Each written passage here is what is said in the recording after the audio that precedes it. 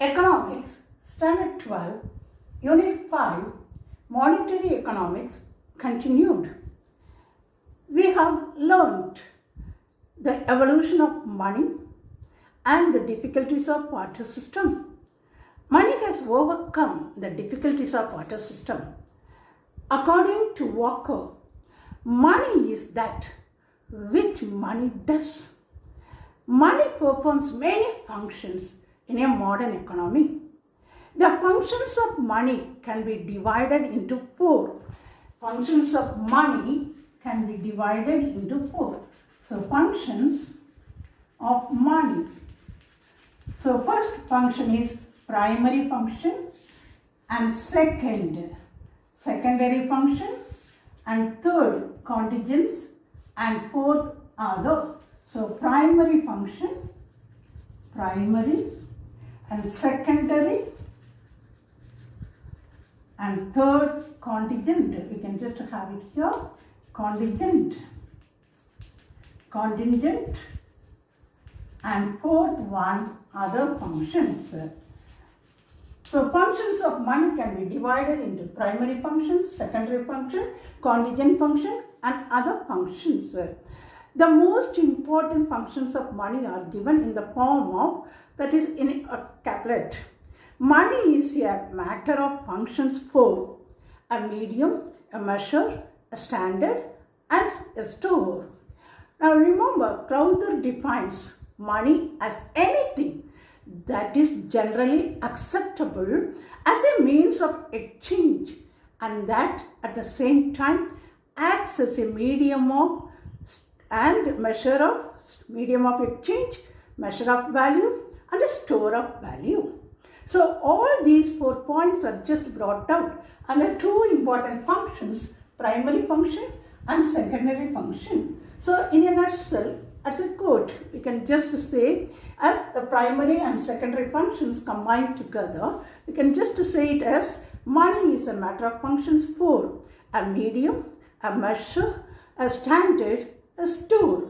Now primary functions. So first we'll go for primary functions. So under primary functions, so money acts.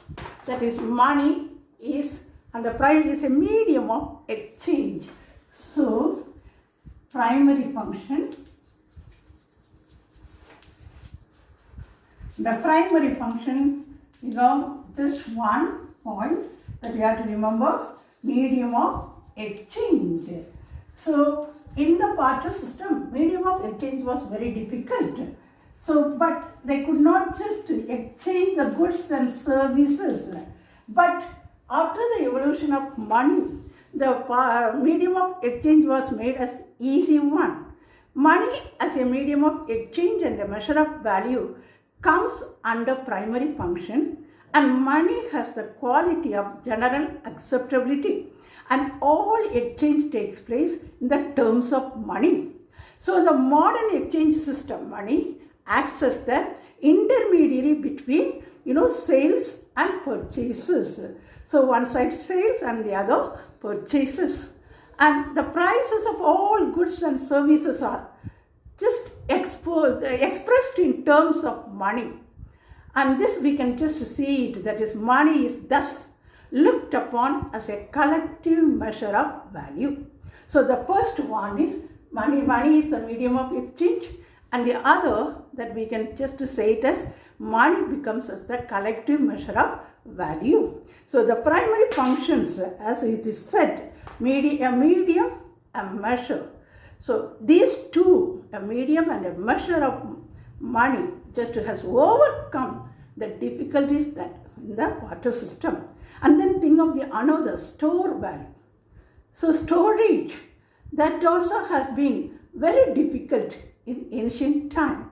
They could not exchange, and exchanging is one side, and the other side storing. If a man wanted to store his wealth, he could not store it in terms of commodities. Do you understand? So another thing, he cannot just accommodate all the commodities in one place. Otherwise, he cannot even carry from one place to another. But the money, introduction of money has just made it easy. So the acceptability of money has made the storage of value of the wealth easy.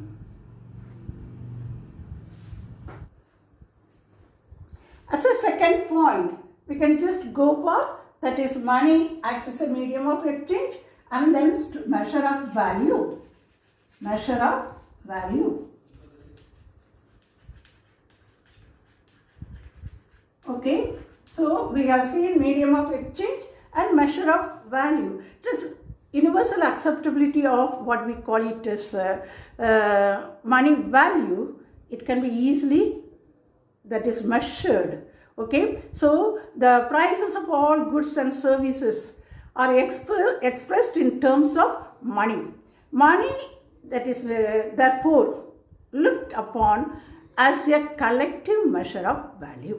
So money is looked upon as a collective measure of value. Now the secondary function, under the secondary function, money as a store of value and a standard of deferred payment. So under the secondary function, money as a store of value and a deferred payment, that is okay. So both these two are very important in the transactions of goods and services. So secondary function. So under secondary function, we can just think of the two important points. First, under primary function, money, measure of value and medium of exchange. Under the secondary function, money is the store of value and standard of deferred payment. So store of value. Money acts as the store of value, and that is, we can easily understand that too. And with the invention of money, savings are easy. Savings are done in terms of money. So before the invention of money, savings could not be done just because they have to just to save their goods and services. It was very difficult for them. But now with the invention of money, that is, savings are done in terms of money. Money also serves as an excellent store of wealth, as it can be easily converted into other marketable assets. You understand? Money also serves as an excellent store of wealth, and it can be easily converted into other marketable assets such as land, machines, plant, firms, industry, and so on. Okay, so that is what we can say, that money acts as a store of value. Second, the point under the secondary function is standard of deferred payment. Standard of deferred payment.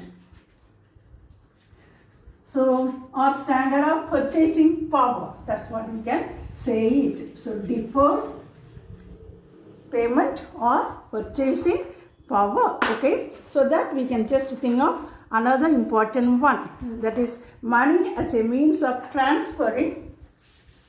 That we can just take it as, and we can just have as a means of transferring purchasing power. So that's the easiest one, standard of deferred payment, otherwise transferring purchasing power. Transferring of, that is, purchasing power. Purchasing power. So for purchase, it's easy, and then also we can easily transfer the money. So that is found with the help of that is easy and carried out with the help of the money alone. So money is used as a standard for future payments. It's a standard for future payments. It forms the basis for credit transactions. It forms the basis for credit transactions. The exchange of goods is now extended to distant lands. See, now our trade has increased. It's not only within the country, but with other countries too. So the exchange of goods is now extended to distant lands throughout the world. And it is felt necessary to transfer purchasing power from one place to another. And of course, money should be acceptability. It should have acceptability.